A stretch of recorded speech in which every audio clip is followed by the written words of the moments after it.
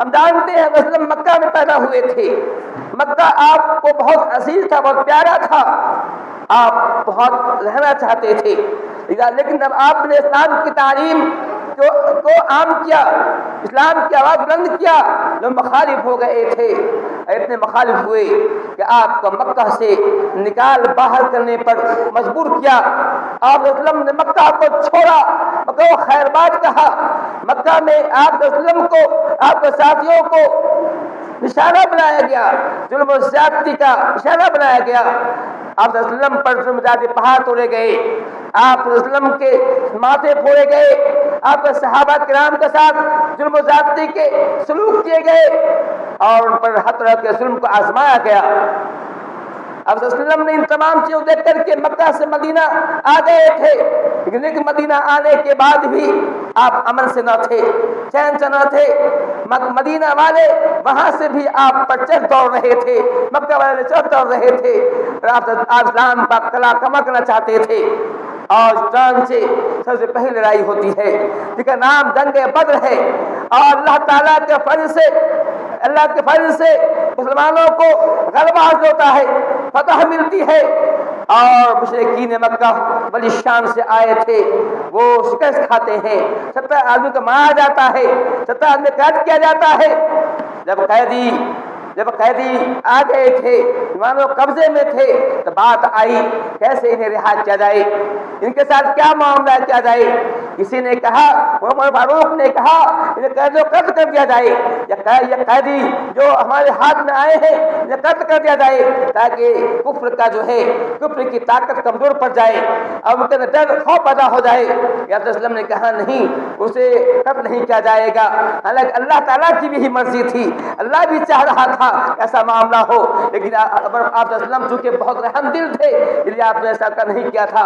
پھر بات آئی کیسے انہیں چھوڑا جائے، کہا جس کے پاس پیسہ ہے فدیہ دے کر کے اپنے آپ کو جو ہے آزاد کر لے، یا پھر جو بہت غریب آدمی ہے اس کو آپ وسلم نے یوں ہی معاف کر دیا تھا، چھوڑ دیا تھا۔ لیکن بہت سے ایسے لوگ تھے جو غریب تھے لیکن ان کے پاس علم تھا، جو ہے ان کے پاس تعلیم تھی، چنانچہ آپ نے کہا کہ ہر قیدی جو ہے 10 آدمی کو تعلیم دے، علم سکھائے، انہیں عربی سکھائے، پڑھنا لکھنا سکھائے، اور یہی اس کا فدیہ رہے گا۔ چنانچہ جو ان میں جو پڑھے لکھے جو مشرکین تھے انہیں اس بات میں معمول کیا گیا تھا کہ مسلمان بچوں کو، مسلمانوں کو جو ہے تعلیم دے۔ چنانچہ 10 جو ہے لوگوں کو تعلیم دیتے گئے، سکھاتے گئے، اور پھر اپنے گھر واپس جاتے گئے۔ حضرت زید بن ثابت رضی اللہ عنہ انہی میں یہ وہ صحابی ہیں جو انہی مشرک جو قیدی ہوئے تھے ان سے تعلیم حاصل کی، سیکھا تھا۔ تو میں یہ کہہ رہا تھا آپ وسلم نے ایسے موقع پر وقت کی ضرورت تھی کہ پیسے لیتے اور انہیں تاکہ جیسے پیسے لیتے، لیکن تعلیم کو اہمیت دی اور تعلیم دینا ہی ان کو فدیہ قرار دیا گیا، یہ بتانے کے لیے تعلیم کتنی اہم چیز ہے۔ کیوں نہ ہو، اللہ تعالیٰ فرماتا ہے یا رفع اللہ الذین آمنوا منکم ولیؤتوا العلم درجات، اللہ تعالیٰ ایمان والوں کو، وہ لوگ جو ایمان لائے ہیں ان کا، اور جو لوگ علم والے ان کے مقام کو بڑھاتا ہے، وہ علم درجات، یہ علم کو درجات بڑھاتا ہے۔ اللہ کہتا ہے کہ ہم ان لوگوں کے ایمان لے آتے ہیں یہ اس بات تقریر کرتے اللہ ہمارا رب ہے اور محمد اللہ کے رسول ہے، قیامت مان رکھتے ہیں، جو ایمان والے ہیں، اور ایسے ہی وہ لوگ جو علم والے ہیں اللہ ان کو درجات بڑھاتا ہے۔ یا اللہ کہا ہے وہ علم درجات، یہاں پہ کہا علم والے کوئی بن سکتے ہیں، چاہے وہ مسلمان ہو غیر مسلم ہو، ان کا شان بڑھتا ہے، جن کا علم آ جاتا ہے ان کو ان کی شان بڑھ جاتی ہے۔ یہ عام بات کہی گئی ہے، پہلے آمنو کہا گیا، پھر کہا علم درجات، یہ بتانے کے لیے کہ علم والا چاہے کوئی بھی ہو، کہیں کا رہنے والا ہو، حبشی ہو یا عربی ہو یا عجمی ہو، کالا ہو گورا ہو، چاہے وہ عرب کا ہو یا کہیں اور کا ہو، چاہے مسلمان ہو یا غیر مسلم ہو، جو علم حاصل کرتا ہے اللہ اس کو جو ہے شان بڑھاتا ہے، ان کے درجات بڑھاتا ہے، ان کی عظمت کو بڑھاتا ہے۔ بتانے کے لیے معلوم ہوتا ہے کہ جو کوئی چاہتا ہے کہ اس کی عظمت بڑھایا جائے، جو کوئی چاہتا ہے اس کی شان بڑھائی جائے، جو کوئی چاہتا ہے اس کا مقام بلند ہو، تو چاہے علم حاصل کرے، علم کے ذریعے ہی انسان کے مقام بلند ہوتے ہیں۔ جن لوگوں نے علم کے حصول پر محنت کی ہے، علم کے حاصل کرنے میں محنت کی ہے، علم کو حاصل کیا ہے، ان کا درجہ بلند ہوا ہے، ان کی شان بلند ہوئی ہے اور انہوں نے نمایاں مقام حاصل کیا ہے، خواہ وہ مسلم ہو غیر مسلم ہو۔ یہ عام باتیں ہیں، جو کوشش کرے گا اسے ہی ملے گا، جو پڑھے گا اسے ہی علم آئے گا، جو تگ و دو کرے گا اسے ہی علم ملے گا، جو رات کو جاگے گا اسے ہی علم ملے گا۔ علم ایسی چیز ہے کسی کی وراثت نہیں ہے، کسی کی جاگیر نہیں ہے، یہ پڑھانے سے آیا کرتا ہے۔ اللہ فرماتا ہے کہ اللہ تعالیٰ ان لوگوں کی شان بڑھاتا ہے جو لوگ جو ہے علم والے ہیں۔ کہ اللہ فرماتا ہے شہید اللہ انہ لا الہ الا ہو والملائکۃ واولو العلم اللہ فرماتا ہے کہ اللہ تعالیٰ گواہی دے رہا ہے، شہید اللہ انہ لا الہ الا اللہ اللہ گواہی دے کہ اللہ کے علاوہ کوئی معبود نہیں ہے، اللہ گواہی دے کہ اللہ کے علاوہ کوئی معبود نہیں، بل ملائکۃ فرشتے گواہی دیتے ہیں۔ اللہ کہہ رہا ہے کہ میں گواہی دے رہا ہوں، اللہ خود کہہ رہا ہے کہ میں گواہی دے اللہ کہ میرے علاوہ کوئی معبود نہیں ہے، معبود صرف اللہ تعالیٰ کی ذات ہے۔ اللہ فرماتا ہے کہ اللہ گواہی دے رہا ہے کہ اللہ کے علاوہ کوئی معبود نہیں ہے۔ وہ لوگ جو اللہ کے علاوہ کسی اور کو معبود بناتے ہیں وہ لوگ ضلالت میں ہے، گمراہی میں ہے، وہ نہیں جانتے، انہیں سمجھ میں نہیں آ رہا ہے، ان کے شرک کے نتیجے میں ان کی دماغ جو ہے اندھے ہو گئے ہیں، ان کے عقل اندھے ہو گئے ہیں، اس طرح سمجھ نہیں پا رہے ہیں۔ اگر اللہ کو پوچھتے ہیں، اگر اللہ کے سامنے سر جھکاتے ہیں، سر جھکاتے ہیں، ان کی پوجا کرتے ہیں، سمجھ نہیں پا رہے ہیں۔ اللہ کہہ رہا ہے شہید اللہ گواہی دے رہا ہے، اللہ وٹنس دے رہا ہے کہ اللہ تعالیٰ ہی معبود برحق ہے اور کوئی معبود نہیں ہے۔ والملائکۃ فرشتے گواہی دیتے ہیں، تمام فرشتے گواہی دے رہے ہیں کہ اللہ تعالیٰ ہی معبود برحق ہے، وہی عبادت کے لائق ہے، وہی پوجنیے ہے، اسی کی بات کی جائے۔ اللہ کہہ رہا ہے کہ اللہ بھی گواہی دے رہا ہے، اللہ تعالیٰ بھی اپنے گواہی کے ساتھ فرشتوں کی گواہی دے رہا ہے، فرشتے گواہی دیتے ہیں کہ اللہ تعالیٰ ہی معبود برحق ہے، واولو العلم اور علم گواہی دیتے ہیں۔ اللہ تعالیٰ نے اپنے نام کے ساتھ فرشتوں کے نام کو ملایا، فرشتوں کے ساتھ علم والے کے نام کو ملایا، بتانے کہ علم کتنا اہم چیز ہے، علم کتنی اہم چیز بتانے کے لیے اللہ تعالیٰ نے اپنے نام کے ساتھ اہل علم کا نام جوڑا ہے۔ اس معاملہ کتنی اہم چیز علم ہے، یہ عالم کا مرتبہ لفظ بتا رہا ہے کہ عالم کا مرتبہ کیا ہے، عالم کا مقام کیا ہے، کہ عالم جو حق کرتے ہیں فرشتوں کے ساتھ دعا کرتے ہیں، فرشتوں کے ساتھ دعا کرتے ہیں، اللہ تعالیٰ اپنے ساتھ فرشتوں کا نام لے رہا ہے، پھر جو ہے فرشتوں کے ساتھ علماء کا نام لے رہا ہے، وہ علماء جو علم کو سیکھا ہے اور جو حق کو سیکھا ہے، حق تبلیغ کرتے کے ساتھ کرتے ہیں۔ اللہ فرماتا ہے کہ ایسے لوگ جو ہیں گواہی دیتے ہیں کہ اللہ کے معبود نہیں ہے، اللہ تعالیٰ ہی معبود برحق ہے۔ تو میں یہ بتا رہا تھا کہ علم کتنی اہم چیز ہے کہ علم کی وجہ سے آدمی فرشتوں کے مقام کو پہنچ جاتا ہے اور اس سے آگے بڑھ جاتا ہے۔ تو اس لیے معلوم ہوتا ہے ان کی اہمیت کیا ہے۔ چنانچہ اس طرح اللہ نے فرماتے ہیں من سلک طریقاً یلتمس فیہ علما سہل اللہ تعالی الجنہ۔ اللہ نے فرماتے ہیں کہ جو کوئی علم حاصل کرنے کے لیے صبر کرتا ہے، جو کوئی علم کو حصول میں صبر کرتا ہے، اللہ فرماتا ہے تو اس کے لیے جو ہے راستہ کو آسان کر دیتا ہے اور جنت سے اس کا راستہ آسان کر دیتا ہے۔ معلوم ہوا کہ جو کوئی تعلیم کو حصول کے لیے کوشش کرتا ہے تو اس کوشش سے جنت راستہ بھی آسان ہو جاتا ہے۔ جو کوئی اللہ کے راستے میں نکلتا ہے تاکہ علم حاصل کرے تو اس نکلنے کی وجہ سے اللہ تعالیٰ جنت راستہ آسان کرتا ہے۔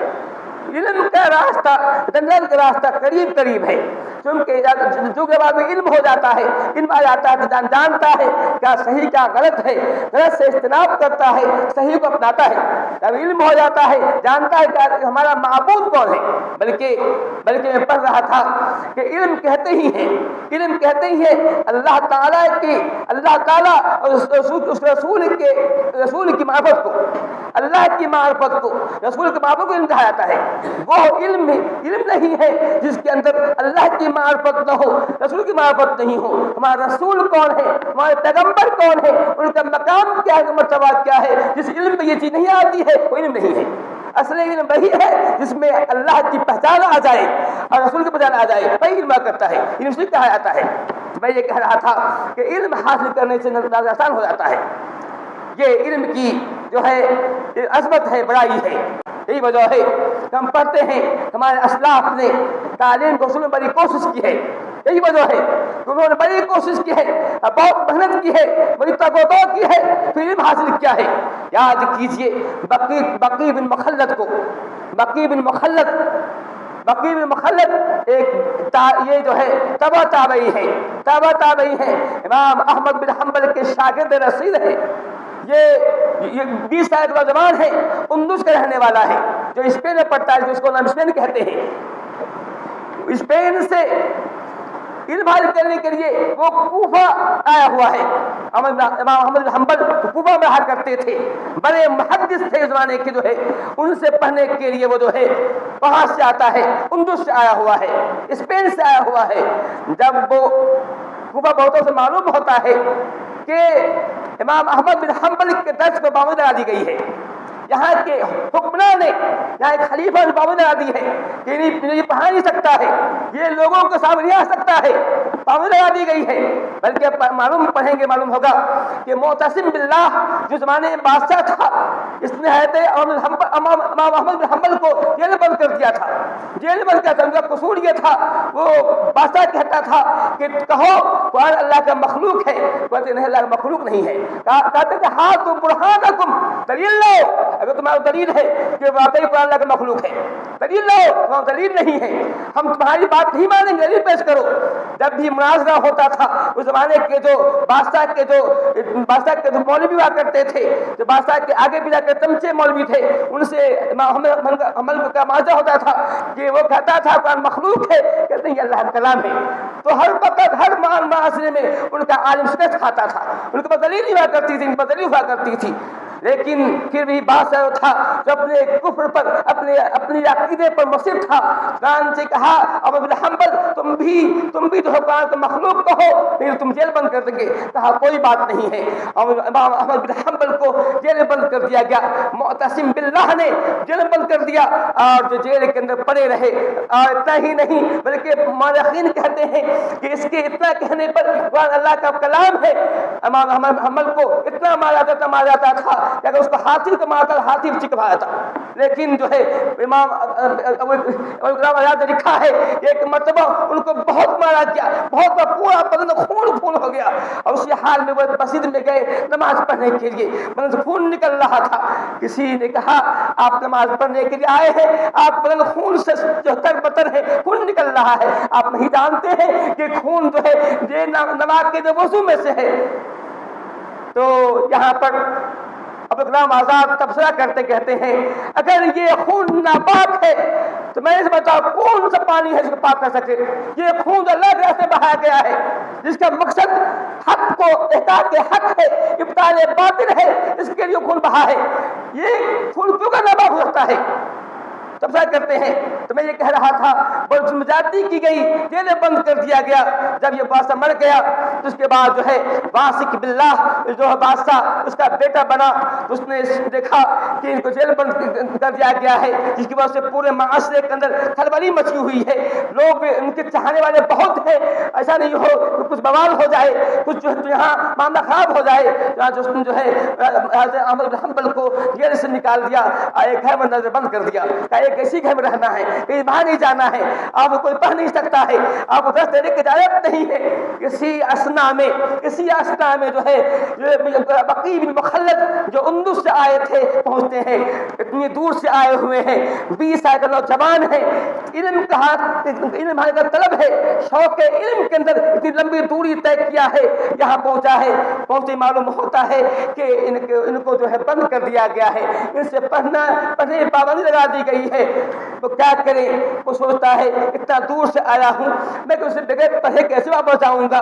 جان سے پہلے ایک سرائے میں جاتے ہیں، کہتے ہیں کہ مجھے یہاں رہنا ہے. چونکہ اس زمانے میں طالب علم کی خاص لباس ہوا کرتا تھا، لوگ جانتے تھے کہ طالب علم ہے، اس کی عزت کرتے تو پھر کیا کرتے تھے. سرائے کے مالک ان کی عزت کی توقیر کی، بقی مخلد کی. اپنے پاس اپنے جو ہے سرائے کے اندر ایک روم دیا، کہا سامان رکھیے، یہیں رہیے، آپ جو کرنا کیجیے، یہیں رہیے. جو ہے لیکن بقی بن مخلد جو ہے ایک دن ان کے دروازے پہ چاہتے ہیں کس طرح سے ان سے ملے، اس طرح سے ایک شاعر کی شکل میں ایک بھیک مانگنے والے کی بھیس میں جو ہے ان کے دروازے پہنچتے ہیں، آواز